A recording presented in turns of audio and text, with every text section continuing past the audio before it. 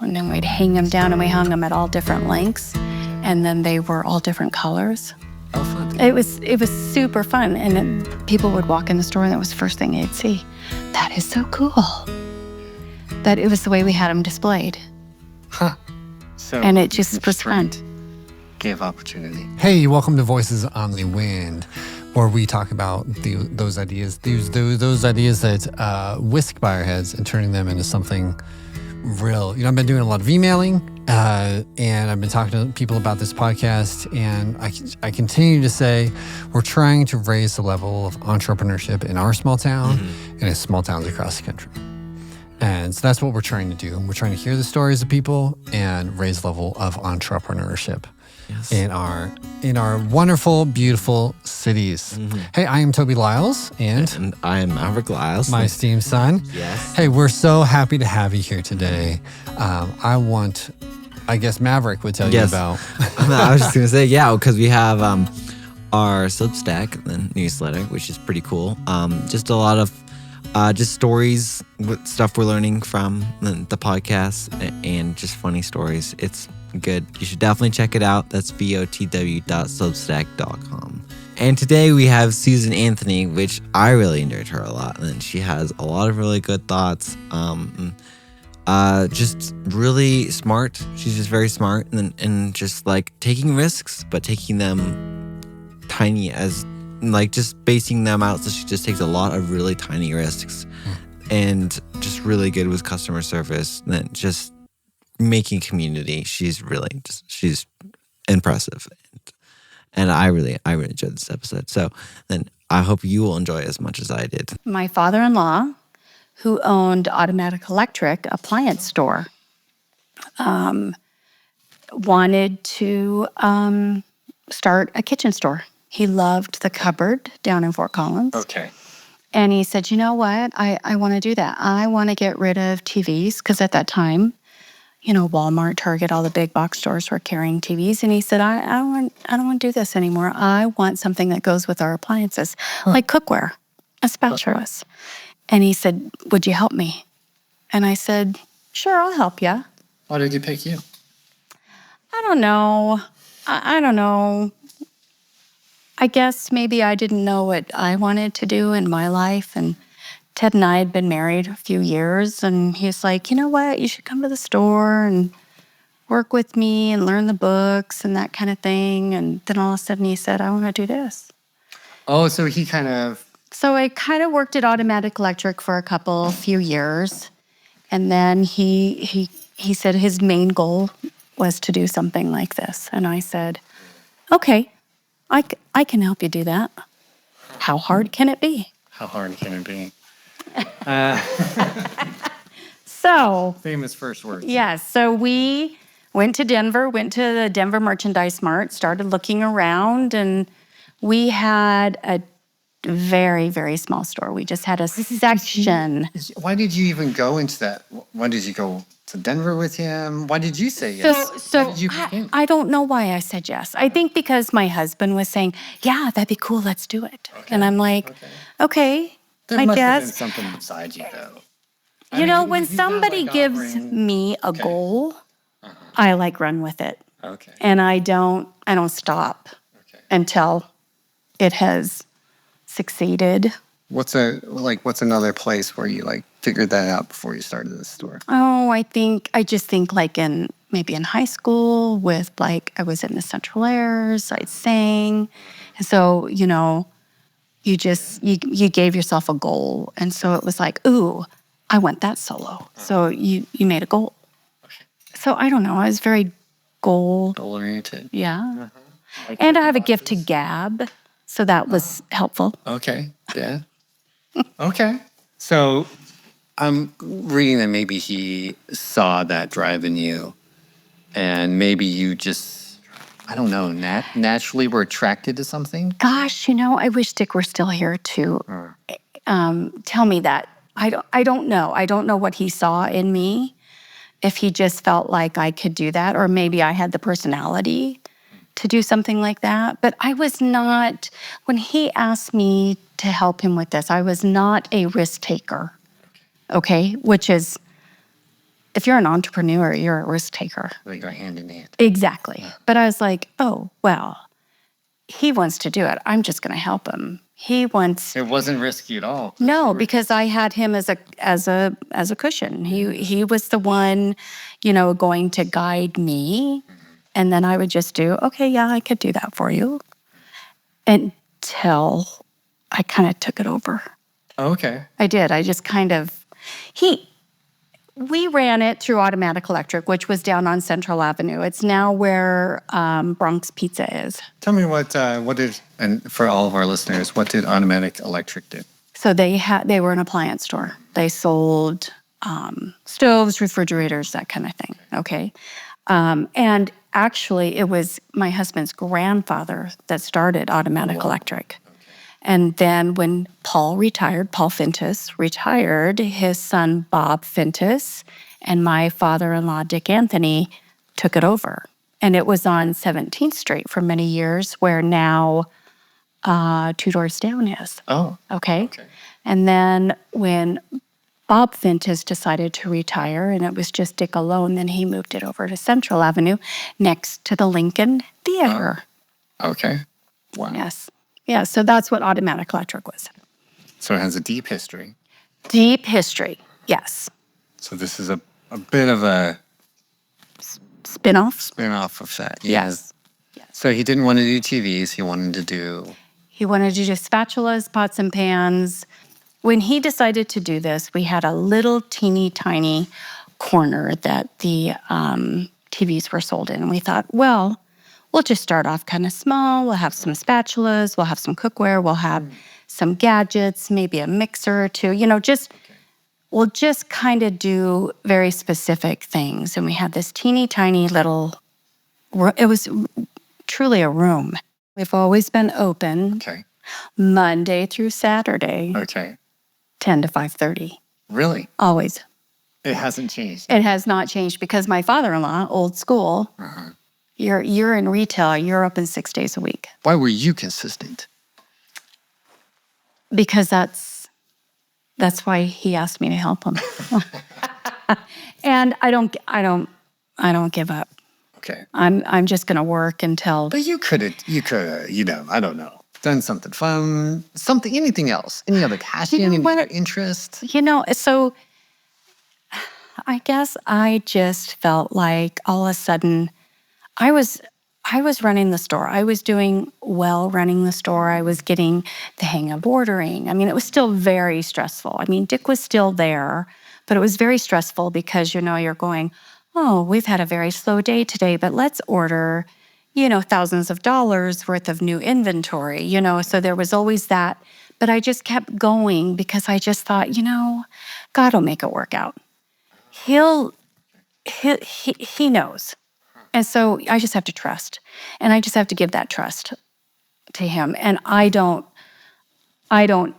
need to worry about it. I do, but I also have to trust. But, Dick came up to me, I don't know, we might have had the store 5 years or something, I'm not sure. Well, I'm going to retire. And I'm like, wait a minute. Because he's your safety cushion. Yeah, I've worked really hard, and now you want to retire. and I guess it was probably not 5 years. It was probably more like 2 years. And I said, you can't retire because then what's going to happen to the store? What am I going to do? And so that's when we decided, my in-laws and my husband and I, we went in halvesies. So Dick and Kay had half the store, and then Ted and I had half of the store. Because I thought I needed that support, right? I needed that cushion, that am I doing it right? Because I didn't have any business classes or anything like that. So I've just. So you felt like you might not know everything. I felt like I might not know everything. Did you have proof of that, or was it just that? I think it was just me, just being a nervous Nelly and just being scared. Sure. I don't take a lot of risks. I'm pretty, are we sure that's going to work that way? Kind of person. I'm very much a what if person. What Let's Yeah. explore that for a while. Just- no, what's what? Entrepreneurs are always, it is like you said, it is always risk, risk, risk. And I agree, there's a ton of risk in starting a business or whatever endeavor. But I think there's a lot to be said about your mindset, about cautiously moving to the next stage. Maybe don't jump in with all 4 feet. Right. Agreed. I don't know why we have 4 feet now, but just take baby steps. Be careful. Think strategically. Absolutely. Take baby steps. And so every time we made a move or we did something and expanded or whatever, it was because we took baby steps and we kind of watched what was happening with the business. And so we were like, hey, it's growing. I think it's time to do this. Or, hey, it's growing. I think it's time to take on What does that. that look like? What is this for you? Let's say, I mean, it could even be today, but what are some signs that you looked for or made you feel comfortable? Because it's still a risk. When you want to be safe, there had to be something that made you feel like it was safe. I really made sure that anytime I made a decision, the money was there for whatever that decision was that we decided to do. So you're not going dead. So I don't want to go into a bunch of debt. I don't want to owe everybody and their dog money. I want to kind of take it slowly. Does that make sense?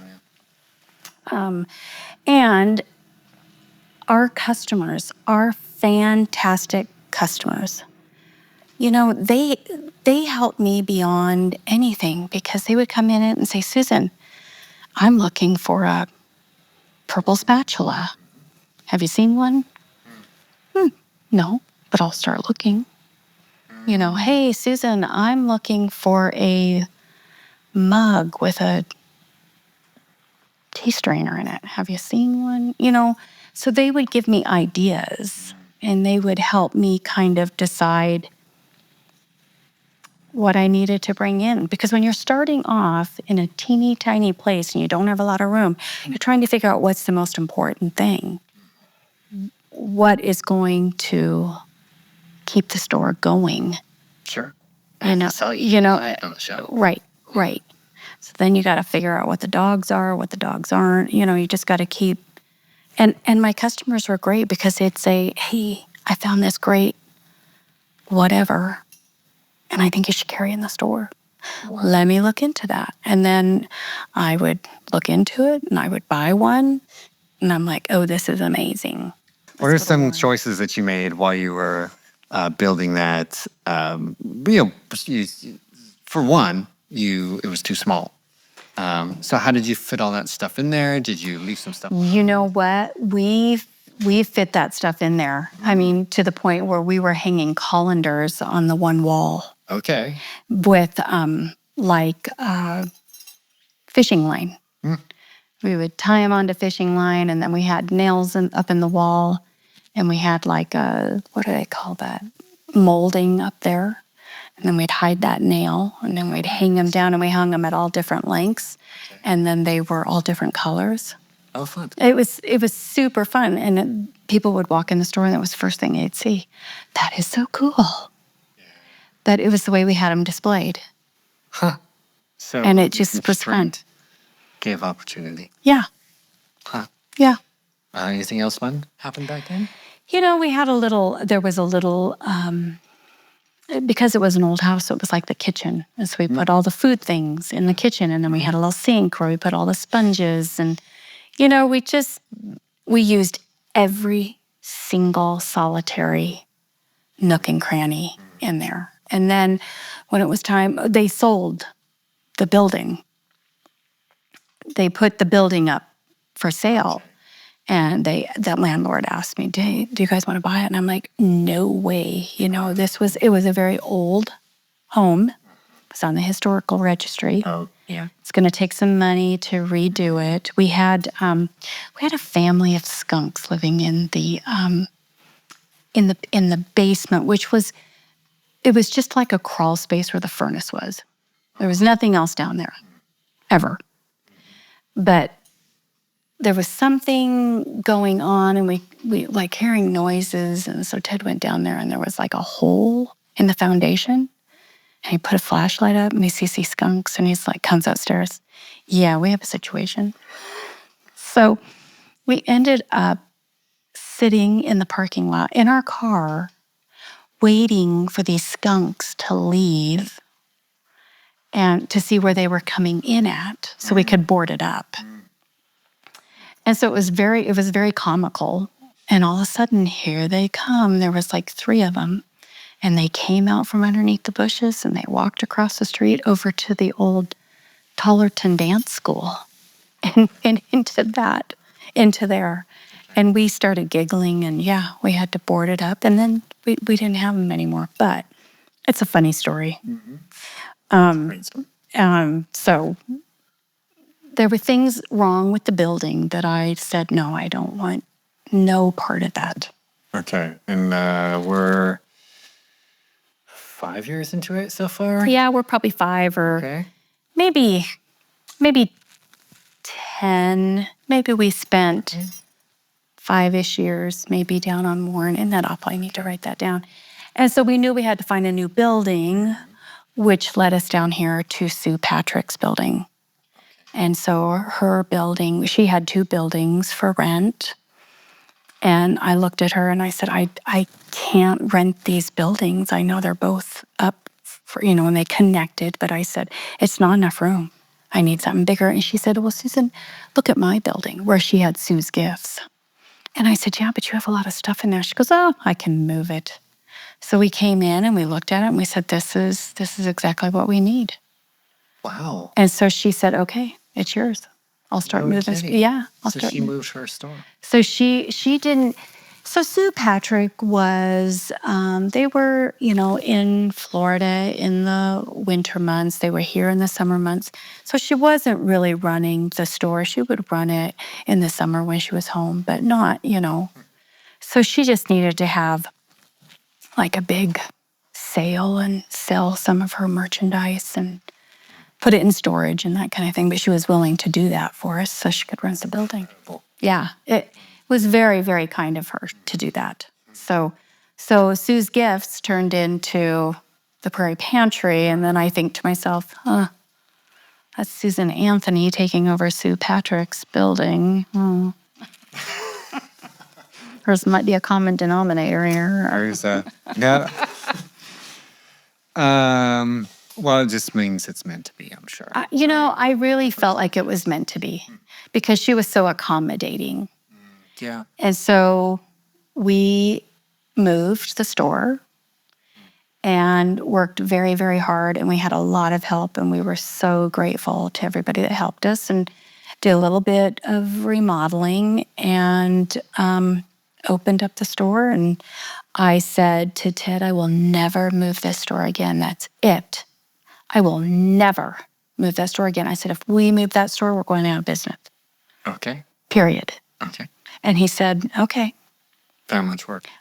That much work. That much work. And I'm done. But the good Lord had something else in mind and said, you think you're so smart. So a few years went by. I don't even know, maybe 10. I don't even know. And Sue is remodeling the buildings on Cary. And we needed a little bit more room. We needed a backstock room. So we were using part of her building for that backstock, but then she starts remodeling and she put in a full basement into that Cary building. And she's going to rent.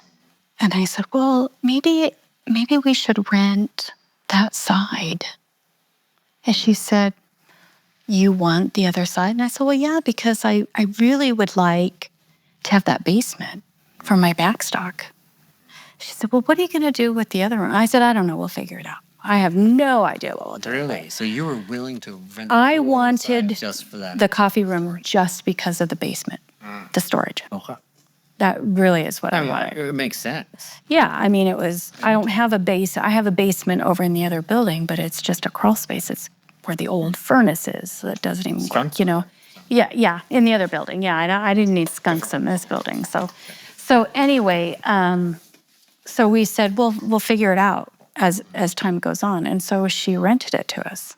Oh, okay. And so we knocked out the wall, and then she rented us this side of this building. Okay. And we had it, I don't know, maybe a couple of years. And yeah, it must have been a couple of years because I think now we've had it 8 years. But anyway, COVID Sue Patrick died in January, right before COVID. So January of 2020, she was ill. She had been battling her health. And so she passes away. And the girls say, Susan, do you want to buy the building? Oh. And I said, I think I do. I need to figure out what my plan is for retirement. Yeah. And so I go to my father-in-law Right. and I say, what do you think about this? We have an opportunity to do this. Because they're still Because co-owners, because my in-laws are still co-owners. And so I'm going, we have this opportunity to buy the building, but it wouldn't be under the pantry, it'd just be under my husband and I, but and my father-in-law said, Susan, you need to do that because it will be the smartest move you ever make. And so we decided to buy the building. When we did decide to buy it, COVID is over. Okay. And I'm saying, because during COVID, I'm here by myself. I don't have a lot of customers. So I'm doing things like, cleaning light fixtures and, dusting we used to have lights, I don't know what it's called, but they were like canisters and they had the big fluorescent bulbs in them, anyway. So I was up on a ladder doing stuff like that during COVID. I had nothing else to do, so why not? And every time I touched one of those canisters, it would blink. And then I'd try to get it back and it would blink. And I'm like, oh, I wonder if this is safe, But I just kept doing it. And so when I bought the building, when my husband and I bought the building, I said, I think we need to get some new electrical in here. I think we need to get some new lights in here, yada, yada, yada, which turned into a new floor, which turned into, we had to gut a bathroom and take out the concrete. So guess what happened? I had to move everything. You had to move. From the store, and guess where I put it? I put it in a building next door, and we ran the store out of the coffee room. And anytime anybody needed anything, I would go next door to the empty building and I would grab whatever they needed and I would bring it back. So see, the Lord. So you moved everything while you're doing a construction project. Why we're doing construction, yes, because I didn't want to shut down the store. That could be months. And I wanted to keep things going as easy as possible. So we just really moved a lot of stuff, took a lot of stuff downstairs, and just when I said, I'm never going to move this store again, well, I did. And you managed to stay consistent, and she talks about earlier. Yes. Right. Stay consistent. I wasn't going to change my hours. 10 to 5:30. 10 to 5:30. Yeah. The only thing I did change was, okay, guys, I can't open this door anymore. The front door, because we've got all this construction going on, you got to come over to the coffee room. And people did. My wonderful customers are like, oh, yeah, we'll go to the coffee room. No change, no problem? Nope. Wow. Nope. That's pretty cool. They just took it in stride. And the minute I would say, I've got to go to the building next door and I've got to grab that crock pot or toaster or whatever, then I would go over there and then come back and they'd say, okay, not a problem, I can wait. Wow. Aren't they great? Yeah, well. Yeah. Yeah, that is really cool. That's a good relationship. So we're here, and we are not leaving. You're not leaving. If I leave, it's because that's it. I'm retiring. I'm done. But do you think she'll hand it off? I'm hoping our son will want to keep going with it. Yeah. So if you think about, Ted's grandfather started Automatic Electric over 50 years ago. Then Bob and Dick had it, and then Dick brings me into it.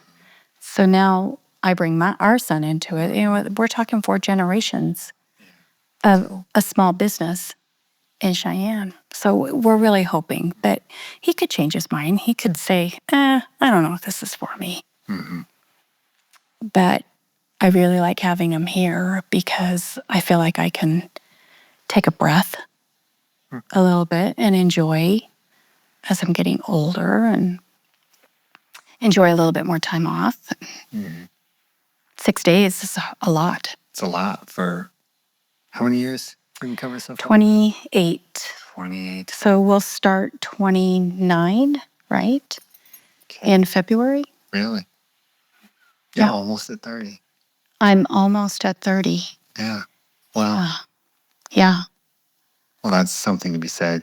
We were talking earlier, and one of my questions, because I threw just a bunch of questions out, and one of them is, what are you most proud of? Yeah. Any jokes?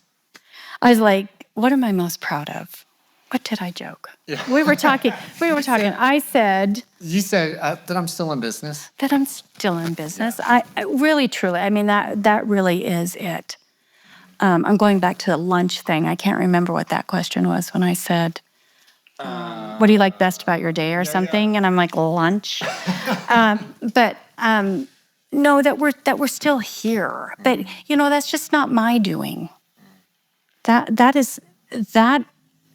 is due to my customers and how they have supported me all these years. And so it's just not me, but it's them too. Does that make sense? Oh, yes. Oh, yeah, we need good relationships and good customers. I think, it points out a really critical thing that actually I don't think we talk about very often on the podcast, but is always implied, that you have to it's built on relationships. It's friendships that build businesses. Right. We're not building businesses. We're building relationships. We're building relationships. Trust. Yes. Yeah. Yeah. Yeah. Agreed.